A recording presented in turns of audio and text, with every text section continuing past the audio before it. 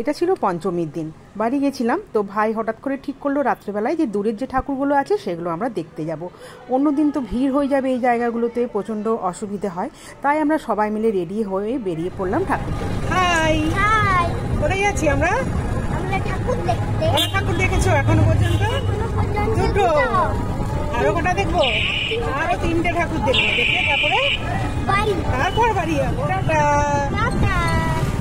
তো পুচকে ভাইপোর সাথে মজা করতে করতে কথা বলতে বলতে আমরা যেই প্রতিমার দেখার জন্য বেরিয়েছি সেখানে আমরা পৌঁছেও গেছি। সাথে ছিল মা, ভাই, ভাইয়ের ওয়াইফ আর এই পুচকে ভাইপোটা। তো এসে এখানে দেখলাম যে প্রচণ্ড ভিড় হয়েছে। ভাই ঠিকই বলেছে, অন্যদিন তো আরও ভিড় উপচে পড়বে, পঞ্চমীর দিনই এই অবস্থা। আর এটা প্যান্ডেলটা তৈরি করা হয়েছে একটা শিব ঠাকুরের মন্দিরের আদলে, একদম হুবহুভাবেই সেখানকার যেরকমভাবে রাখা রয়েছে। সামনেই দেখলাম ঢুকে একটা নটরাজের মূর্তি, আর পুরো প্যান্ডেলটা এরকম গোল্ডেন কালারের ছোট্ট ছোট্ট টেম্পল দিয়ে দুদিকে রাইট সাইড লেফট সাইড, আর মাঝখানে হচ্ছে মেন যেখানে মা দুর্গাকে রাখা হয়েছে সেখানে খুব বড় করে একটা এরকম গোল্ডেন কালারের টেম্পল বানানো হয়েছে।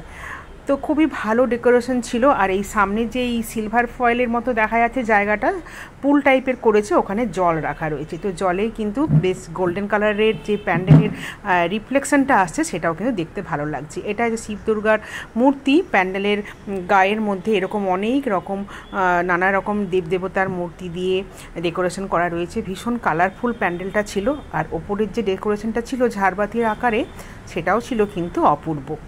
তো প্যান্ডেলটা ঘুরে ঘুরে দেখতে কিন্তু খুবই ভালো লাগছিল। আর যে এই প্যান্ডেলের মধ্যে যে মা দুর্গার মূর্তি করা হয়েছিল সেটা কিন্তু একদম ডিফারেন্ট লুক ছিল।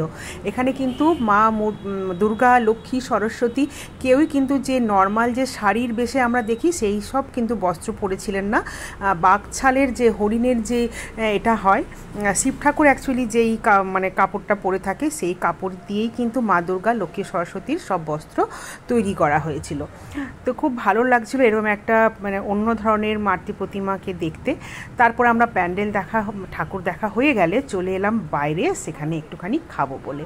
আজকে যেহেতু পঞ্চমী ছিল, কোনো ভেজের ব্যাপার ছিল না, তো বেরিয়েই আমরা এই ভেলপুরি বলে যে এই খাবারটা চাটনি দিয়ে সার্ভ করা হচ্ছিল সেটা খেলাম। আমার ভাইয়ের এই খাবারটা খুব প্রিয়, তো ওর কথা শুনেই আমরা টেস্ট করলাম আর আমাদের খুব ভালো লাগলো। তারপরে খেলাম মোগলাই, আর ছোট্ট ছোট্ট করে অনেকগুলো ক্লিপিং নিলাম। প্যান্ডেলের সামনে অনেক রকমের দোকান ছিল, এগুলো তো বেশ ভালো লাগে দেখতে, তাই না? তো বাড়ির সবার সাথে এরকম করে অনেক দিন পর সময়টা কাটাতে পেরে আমার তো খুবই ভালো লাগলো। ভালো আসছে, টাটা করে দাও। তো চললাম রাস্তা দিয়ে, আরও অনেকগুলো ঠাকুর প্যান্ডেল চোখে পড়লো, যদিও সেগুলো নেমে আর অতটা ভালো করে দেখিনি। তো আরেকটা প্যান্ডেল খুব ভালো লাগলো দেখে, একটা মাঠের মধ্যে ছিল, সেখানেও আমরা একটুখানি ঠাকুর দর্শন করব বলে এলাম। আর এই প্যান্ডেলেও কিন্তু বেশ ভালো ভিড় ছিল, তার মানে পঞ্চমী, চতুর্থী এসব দিন থেকেই কিন্তু সব জায়গাতেই কিন্তু এখন ঠাকুর দেখার জন্য মানুষের ভিড় উপচে পড়ছে। এখানে এসেও প্যান্ডেলের কারুকাজ বেশ ভালো চোখে পড়লো, মাটির এফেক্ট আনা, হাতির নানা রকম ডেকোরেশন দিয়ে প্যান্ডেলটা সাজানো হয়েছিল, আর মাতৃ প্রতিমাও ছিল অসাধারণ। চলো এবার বাড়ি যাই, টাটা।